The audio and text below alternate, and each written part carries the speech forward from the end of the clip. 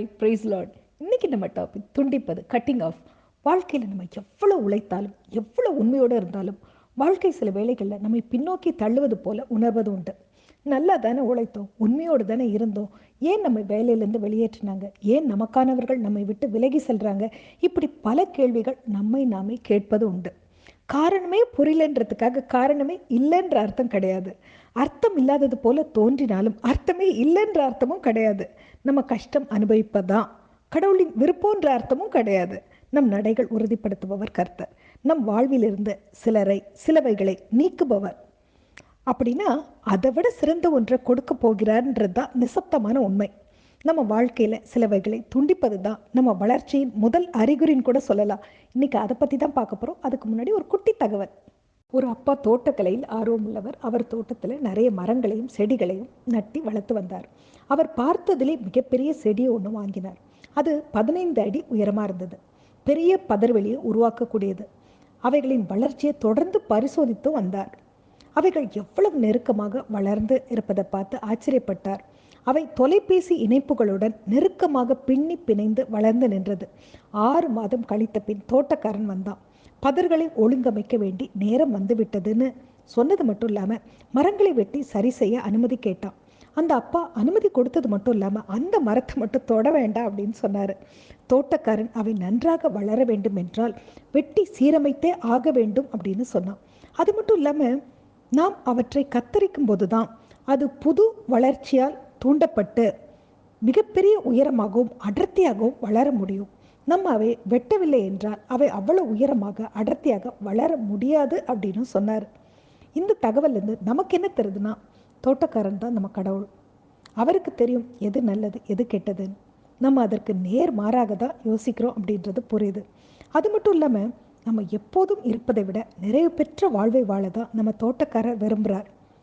நாம் இழந்து போனவைகளால் நம் எதிரி நம்மை முட்டாளாக்காமல் நம்ம பார்த்துக்கணும் அப்படின்றது புரியுது இல்லையா? நம்மிடம் உள்ளவைகளை இழந்தவர்களாக இருக்கலாம், துன்பம் தரக்கூடியதாக கூட இருக்கலாம், அது நமக்கு விருப்பம் இல்லாமலும் இருக்கலாம், அர்த்தம் இல்லாததாக கூட சில சமயம் தோன்றலாம். ஆனால் நம்ம உறுதியாக நம்ப வேண்டியது ஒன்றே ஒன்று, நம்ம கடவுளின் கட்டுப்பாட்டில் தான் இருக்கிறோன்றது. இப்போ பைபிள் என்ன சொல்லியிருக்காங்க அப்படின்றத பார்க்கலாம். யோவான் 15:1 என்ன இருக்குன்னா, நான் மெய்யான திராட்சை செடி, என் பிதா திராட்சை தோட்டக்காரன், என்னில் கனி கொடாதிருக்கிற கொடி எதுவோ அதை அவர் அறுத்து போடுகிறார், கனி கொடுக்கிற கொடி எதுவோ அது அதிக கனியை கொடுக்கும்படி அதை சுத்தம் பண்ணுகிறார் அப்படின்னு இருக்கு. நாம் திராட்சை செடி, நம் பிதா திராட்சை தோட்டக்காரர். என்னில் கனி கொடாதிருக்கிற கொடி எதுவோ அவரில் நாம் கனி கொடாதிருக்கிற காரணத்திற்காக அதற்கு தடையாக நம்மில் எது இருக்கிறதோ அவைகளை அவர் நம் வாழ்விலிருந்து நீக்குகிறார் அப்படின்னு அர்த்தம். அவைகள் எதுவாக வேண்டுமெனாலும் இருக்கலாம், வேலையாக இருக்கலாம், நபர்களாக இருக்கலாம். அவைகளால் நமக்கு எந்த விதத்திலும் மதிப்பு சேராததால் அவர் நீக்குகிறார். எதற்காக நீக்குகிறார்? நம் கவனத்தை அவரிடம் திசை திருப்புவதற்காக, நாம் முன்னோக்கி நகரும் காரியங்களில் கவனம் செலுத்துவதற்காக. அடுத்த வரியில் என்ன இருக்குன்னா, கனி கொடுக்கிற கொடி எதுவோ அது அதிக கனிகளை கொடுக்கும்படி அதை சுத்தம் பண்ணுகிறார் அப்படின்னு இருக்கு. அதாவது கனி கொடாமல் இருக்கும் நம்மை கத்தரிப்பு காலத்திற்கு கொண்டு வந்து அகற்ற வேண்டியவர்களை அகற்றி நம்ம கனி கொடுக்கிறவராக மாற்றுறார். கனி கொடுக்கிறவராக இருக்கிற நம்மை அதிக கனி கொடுக்கிறவர்களாக மாற்றுறார். அதிக கனி கொடுக்கிற நம்மை மிகுந்த கனி கொடுக்கிறவராக மாற்றுறார் நம் தோட்டக்காரர்.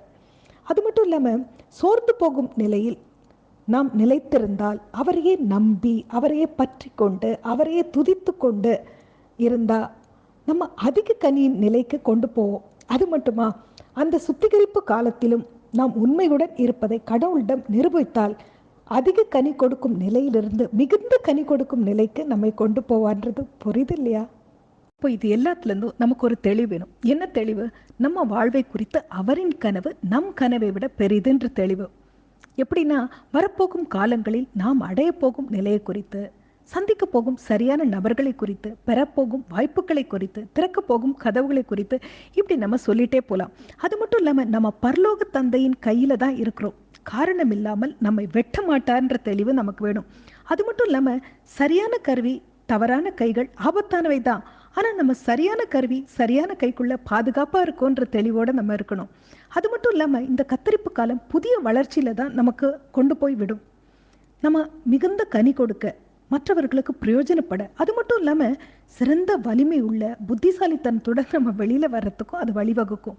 அது மட்டும் இல்லாமல் நம்மை விட்டு சென்ற உறவுகள், நம்மை வேண்டாம் என்று ஒதுக்கின நிறுவனங்கள், இது எதுவுமே தற்காலிகமான காரியம் கிடையாது.